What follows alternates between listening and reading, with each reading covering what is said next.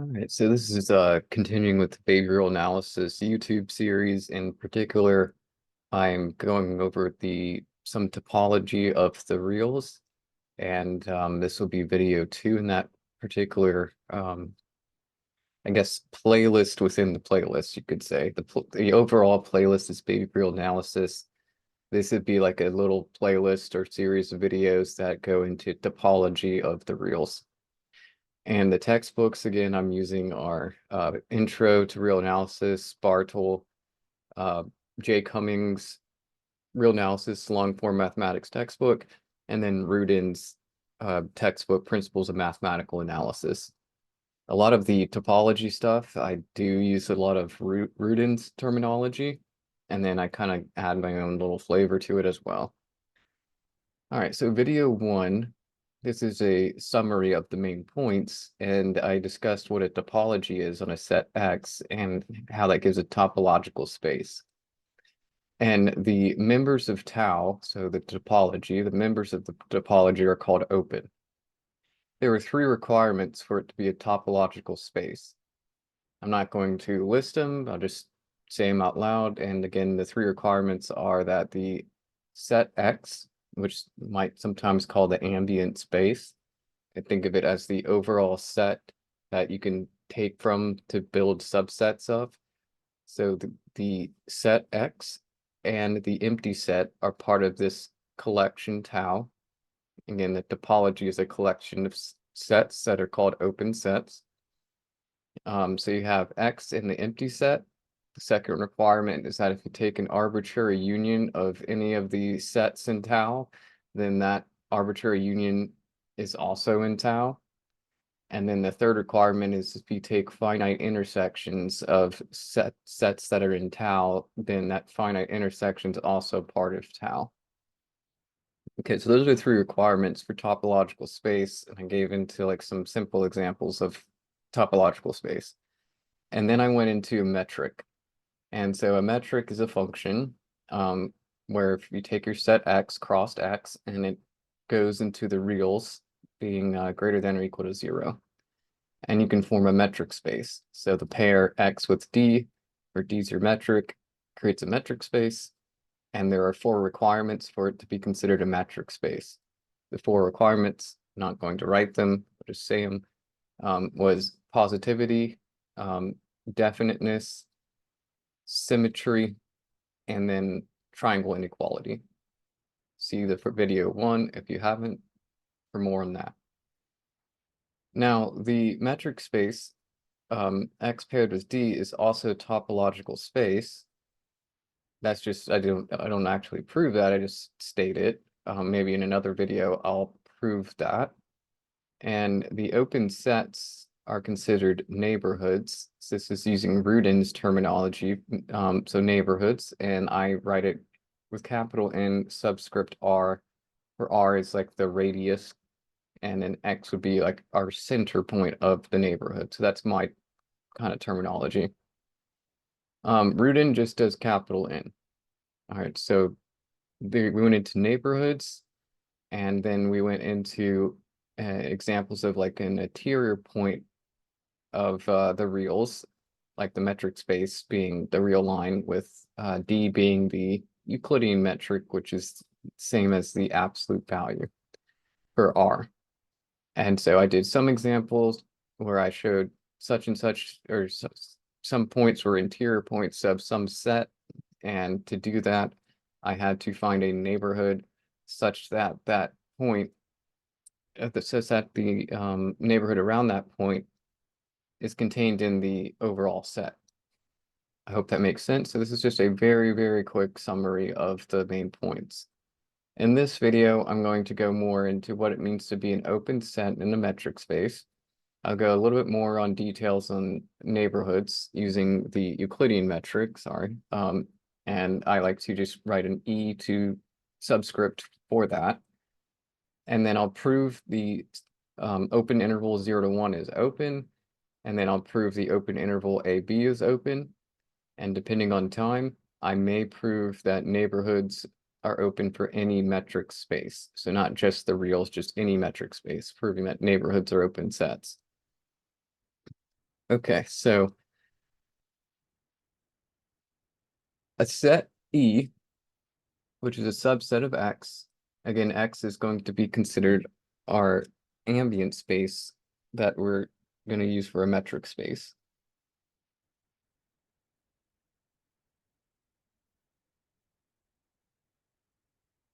And then I would say X paired with some metric D creates what's called a metric space. And then for metric space, I'm going to write it as MS. Okay, so a set E, subset of this ambient space or metric space X, is open if every point is an interior point of E.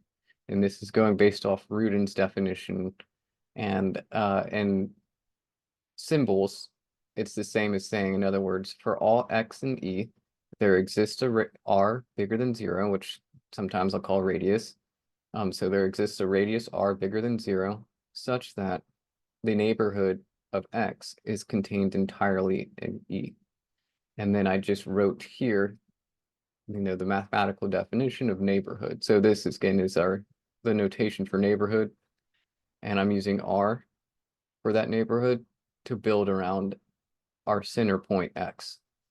So it's the set Y and X such that the distance between X and Y is less than R. So this is just some 2D just visual for an open set. So you have this is our overall set E.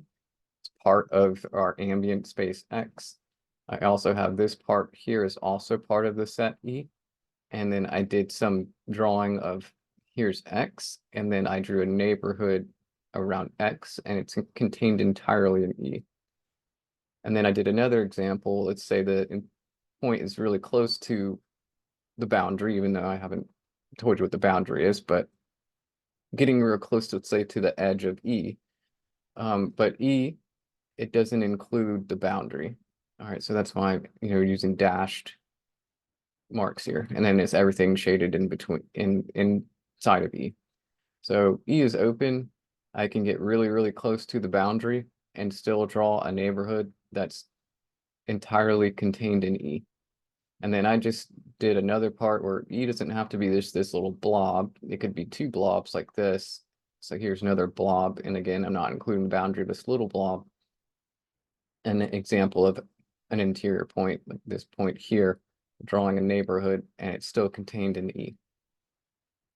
All right, so that's what it means to be open.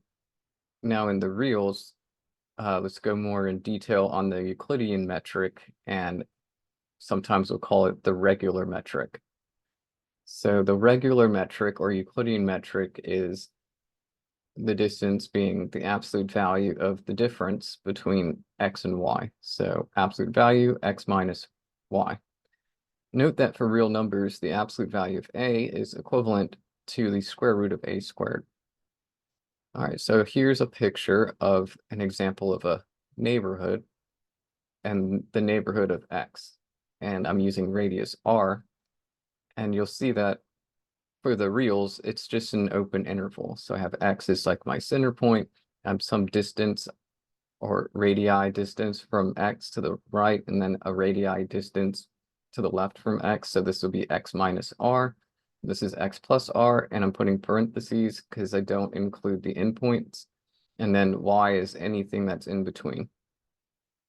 All right, so this is an open interval. So in R, using the Euclidean metric, our neighborhoods are open intervals.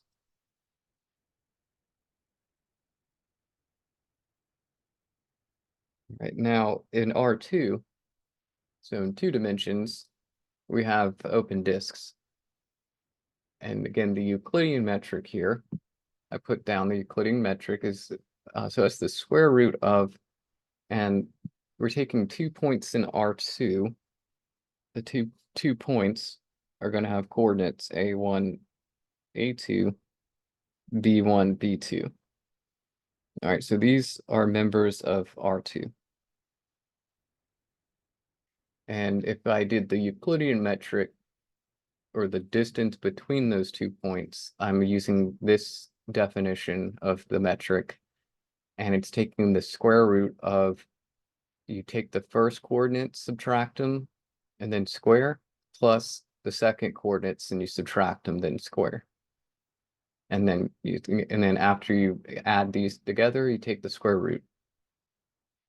So the neighborhood would be all the points x, y, such that the absolute value, and this case I'm using P for the center point. So P would be P1, P2. And just look at the picture here.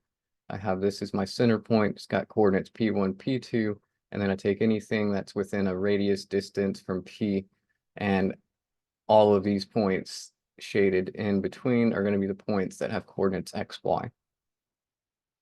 So it forms an open disk, be a visual way of thinking about it for a neighborhood. And again, we're using the Euclidean metric for R2. Now you can extend this to R3. So basically, you just add another coordinate. In this case, it'll be A1, A2, A3, and B1, B2, B3.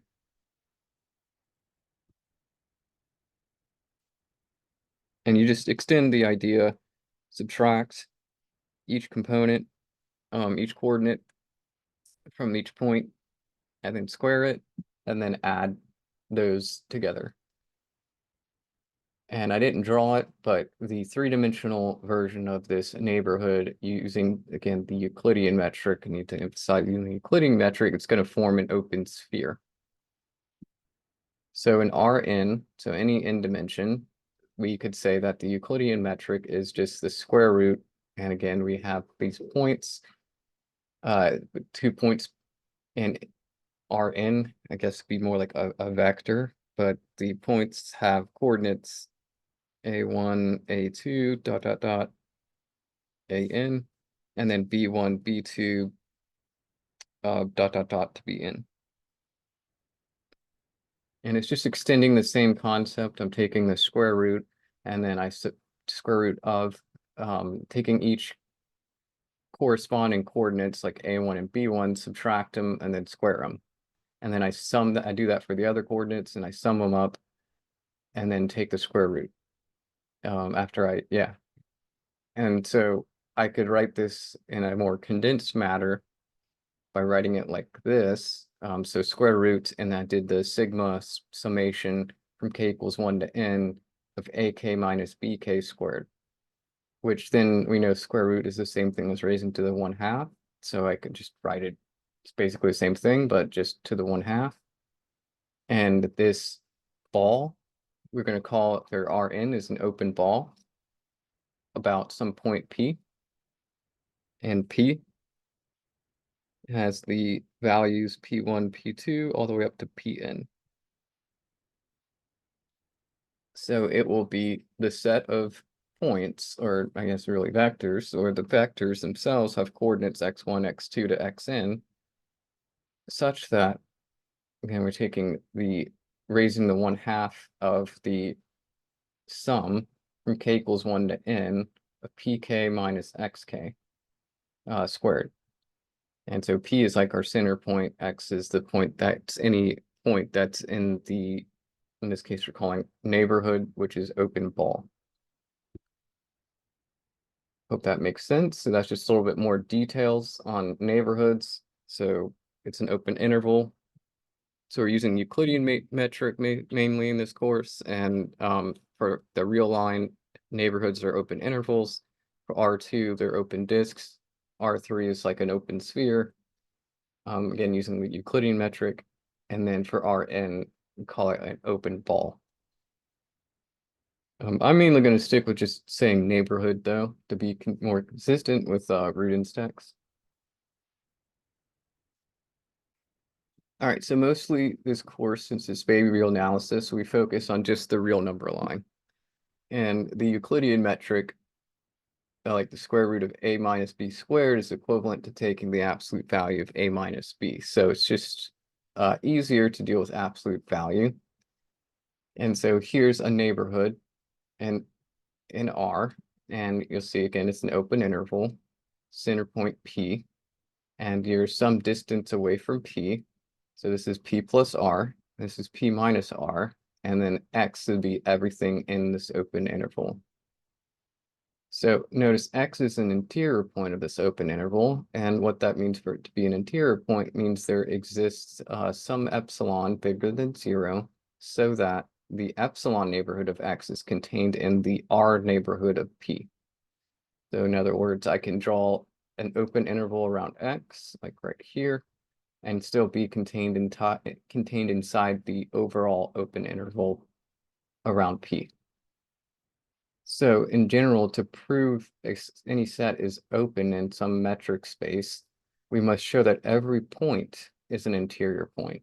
In other words, for every point, X and E has a neighborhood, which I'm going to abbreviate nbhd, has a neighborhood of that point, and I'm going to use epsilon for that neighborhood for our radius.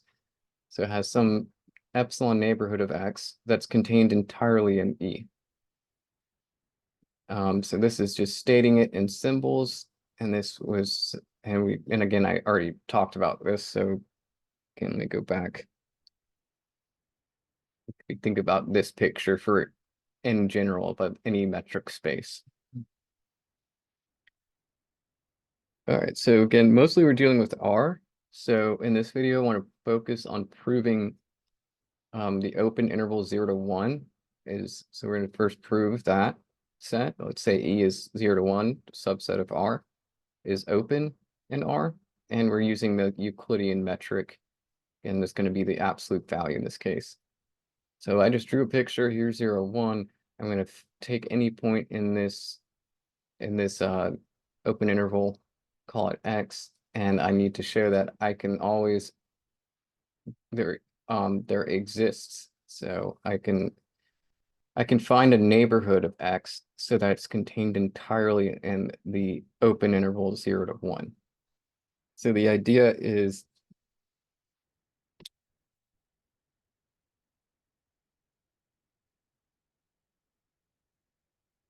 so you need to prove every point in 0, 1 has a neighborhood, let's say in E, such that that neighborhood of that point is contained in 0, 1. All right, that's the idea.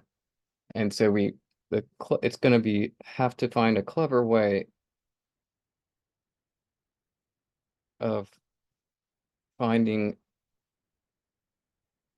an epsilon that works.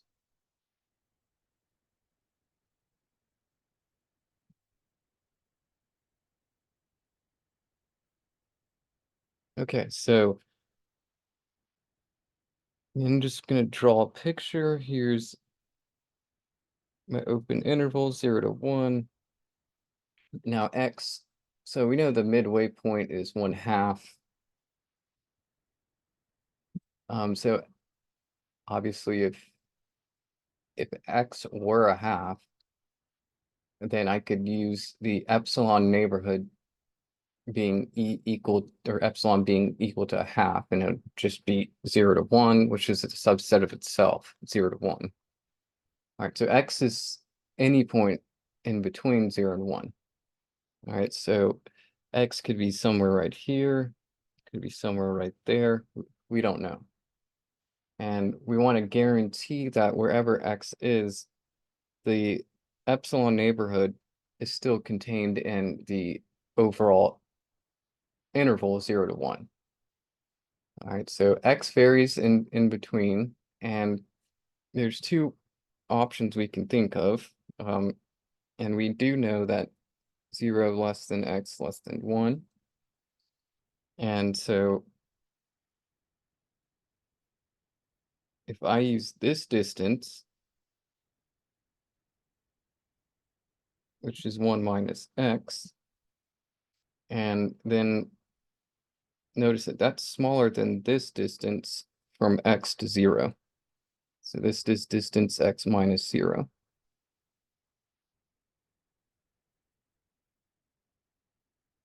Right, so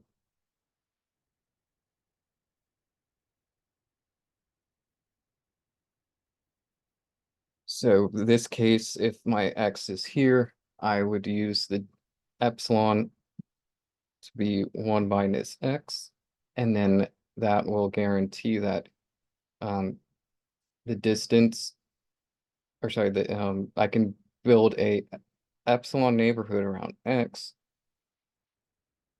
and it'd just be, again, we're not including the endpoints, and then that farthest it can be is at 1, but not including 1.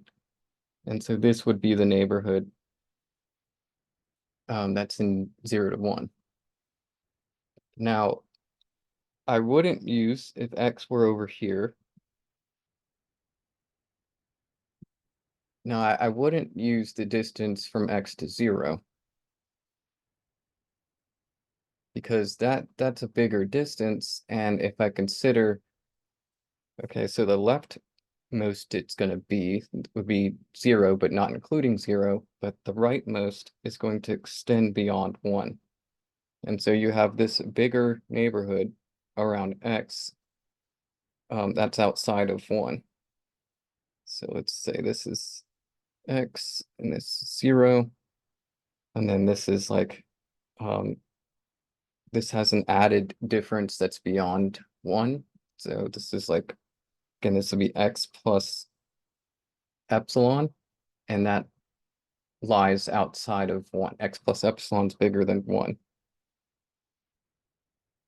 And so for this particular case, if x were to the right of a half,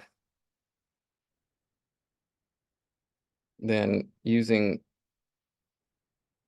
epsilon being x minus 0, which is just x, that wouldn't work.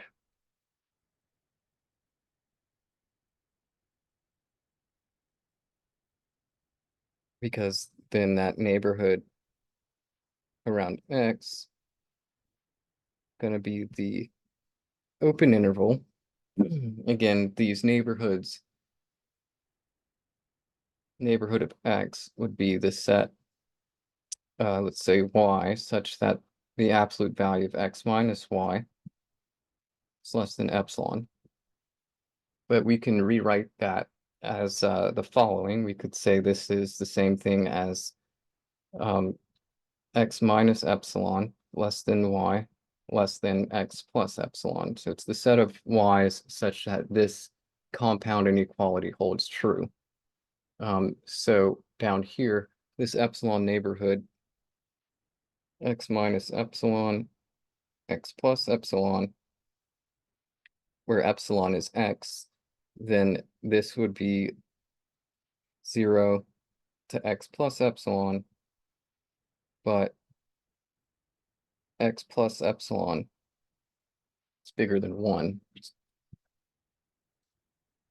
I hope that makes sense. So in other words, I want to take the smaller of the two to account for, in this case, the smaller of the two be 1 minus x.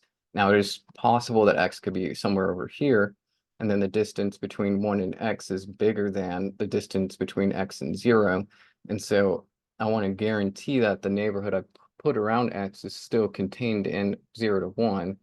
And to guarantee that, I want to use the smaller of the two. That's the idea. Now, the actual proof is to formalize this.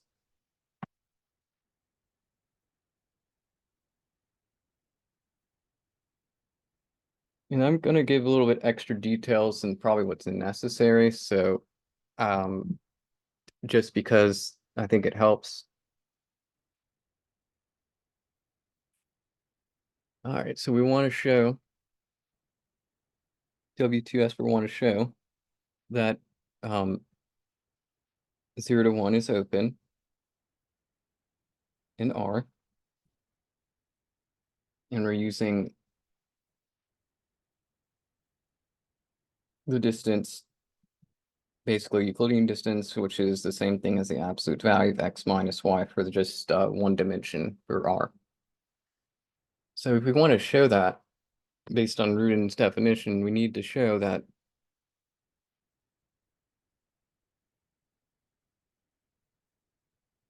I'm going to use P for the point instead of X. So I'm going to show that for all P in 0 to 1, there exists an epsilon such that the epsilon neighborhood around P being our center point is contained in 0, 1. Well, what we know is that the epsilon neighborhood around P, that's going to be the set, let's say, set of X, such that the absolute value of X minus P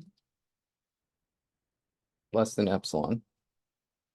All right, and you could say, because absolute value is symmetric, X minus Y, same thing as Y minus X, if you're bothered by the order in which I'm putting the two things with the subtraction.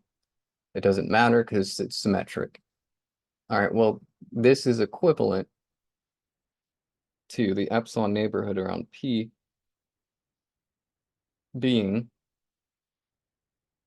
the open interval from P minus E to P plus E. All right, because that's P minus epsilon, sorry, I said E, less than X, less than P plus epsilon. So we need to show that for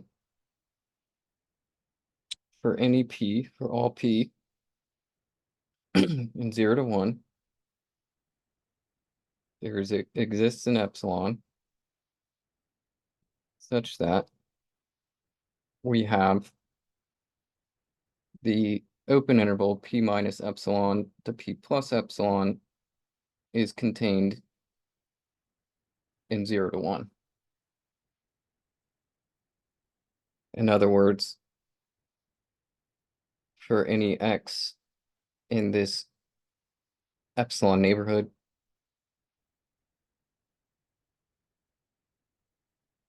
about P,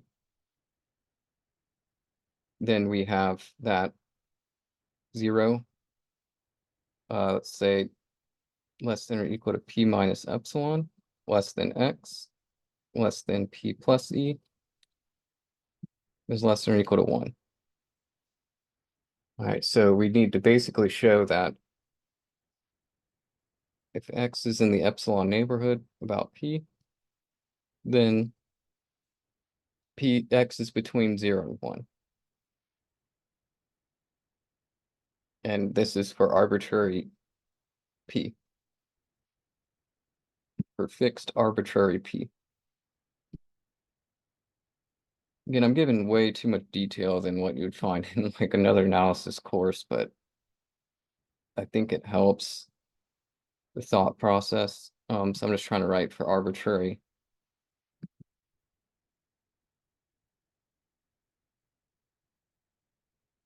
And fixed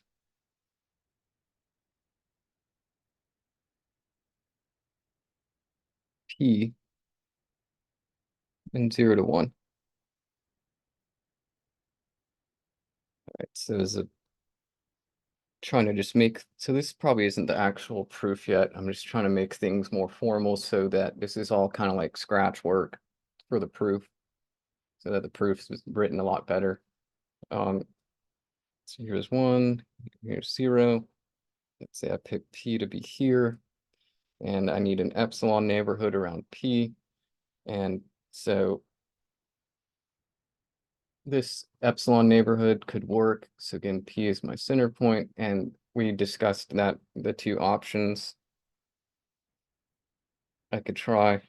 I mean, there's infinite amount of options. I don't have to use 1 minus P in this case, or P minus 0.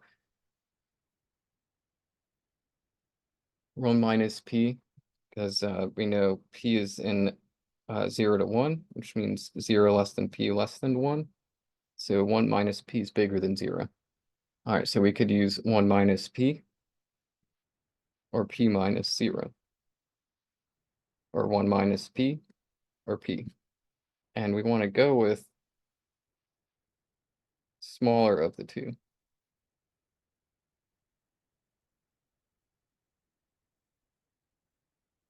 So this could, because P could be over here, P could be over here, it's anything in between. And then, so I want the smaller of the two. Now in the picture above, I would have done 1 minus P.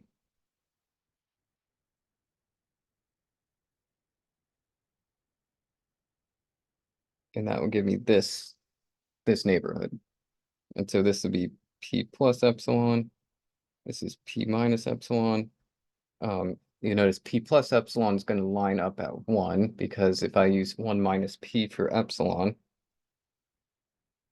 then P plus epsilon is P plus 1 minus P. So P plus 1 minus P. And then the P's cancel and I just get 1. So P plus epsilon will be 1. And again, we don't include the endpoint. And then X is going to be anything in here. All right, so up until this point, I've just been kind of reiterating some of the main stuff, just stating it with the language for the proof. So I thought I was going to do the proof, but I think I still wanted to explain a little bit more. And in this case, if I use the smaller of the two to be 1 minus P, obviously from the picture, we know it's going to be in 0 to 1, but I need to make the language, write it down in a more formal sense with the proof. Okay, so here, let me actually do the proof now that we have the idea. Proof, so I'm going to pick any P in 0 to 1. Again, that's a subset of R. And we're using the Euclidean metric. So I think it does help to say, wish to show this epsilon so that the epsilon neighborhood about P is contained in 0 to 1. We might probably should state what the definition of that is: an epsilon neighborhood. So that'll be the set X such that the absolute value of X minus P is less than epsilon. But then we could rewrite that using properties of absolute value of inequalities, and this is the same thing as being the set X such that P minus epsilon is less than X less than P plus epsilon.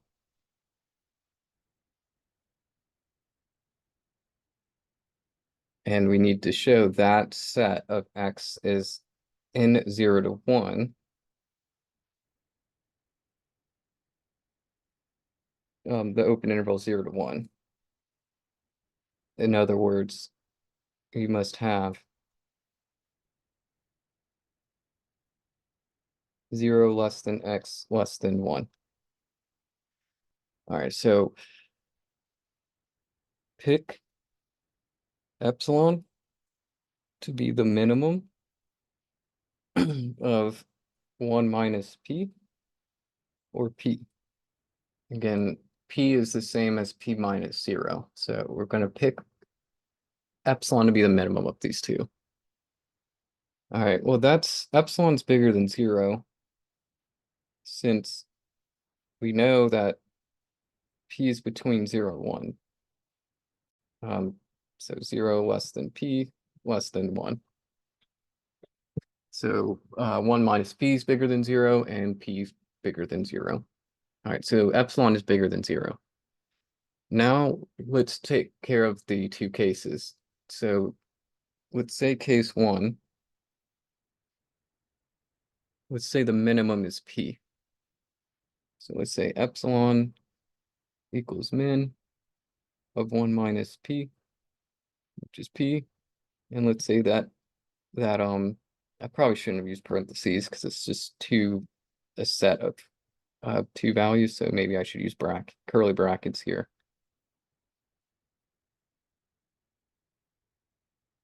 All right, so let's say out of that set of two items, 1 minus p and p, and let's say epsilon is p as being the minimum. Okay, well, we know p is less than 1 minus p. And if we add p to both sides, so we have p plus p is less than p plus 1 minus p.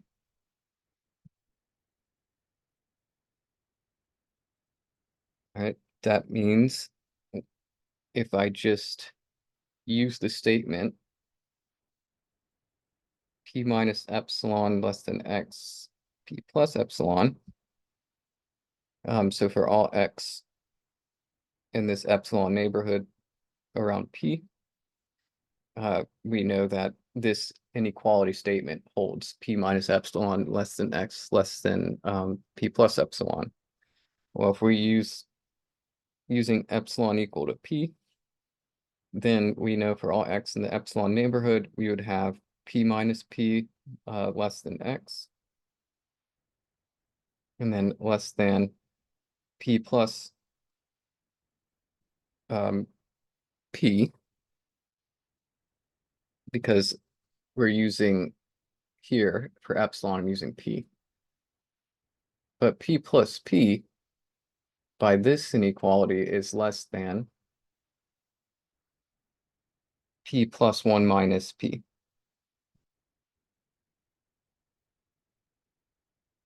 Because we're using the minimum assumed to be p. And so p is less than 1 minus p. So if I add both sides, p to both sides, we have p plus p less than p plus 1 minus p. All right, so I just added this thing here to this, substituting p for epsilon. But that means we have 0 less than x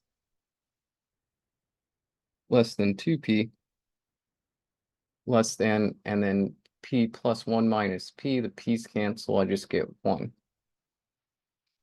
That means x is between 0 and 1.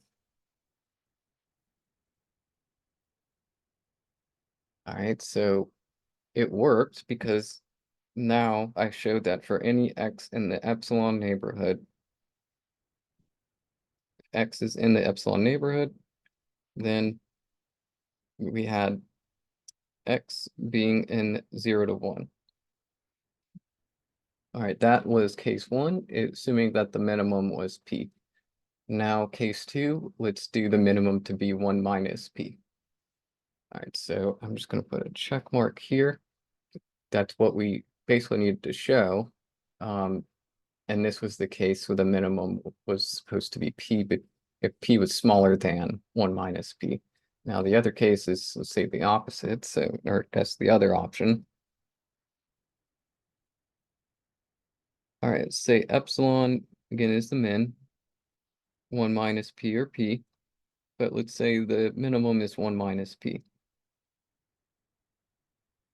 All right, well, if that's true, we know 1 minus p is less than p. So 1 minus p less than p, which then if I multiply both sides by -1, it's going to flip the inequality.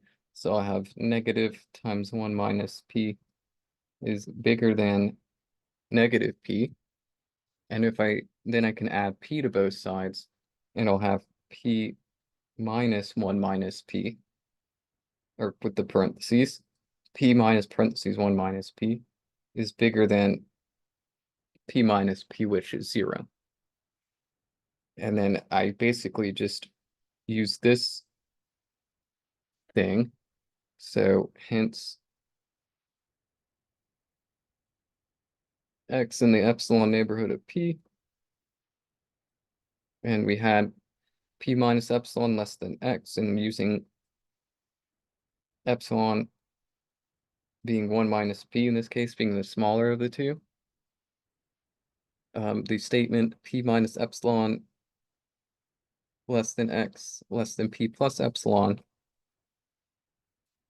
that will become substituting epsilon being 1 minus p. So this will become p minus parentheses 1 minus p less than x, less than, let's see. Yeah, so I'm just substituting it in. So p plus epsilon's 1 minus p. All right, so that's just substituting the stuff in. But I do know that p minus parentheses 1 minus p is bigger than p minus p. So I can add to this that this is p minus p is less than